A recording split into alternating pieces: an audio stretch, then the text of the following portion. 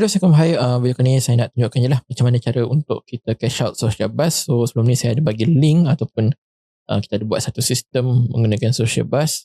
So, kita nak tunjukkan lah macam mana kita nak cash out. So, klik pada bahagian income ataupun pendapatan ni. Kemudian dekat sini anda boleh lihat lah full transaction sekiranya ada.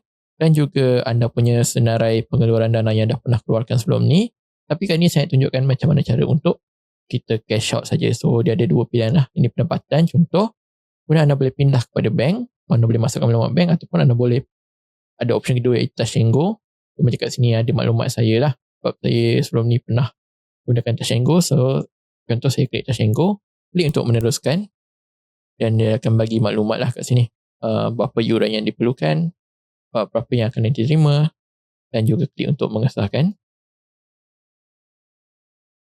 So, dia akan bagilah maklumat bila akan ditransfer iaitu satu hari kerja dari tarikh pengeluaran. So, hari kerja tidak termasuk Sabtu, Ahad dan juga cuti umum. So, tinggal klik OK dan anda cuma perlu tunggu ikut masa yang diberitahu. Biasanya tak akan ada apa-apa masalah lah. Kecuali anda cash out kali pertama, biasanya dia akan ada sedikit verification lah.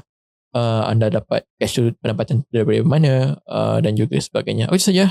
Dia Rabbi Muhammad. Sekian. Terima kasih.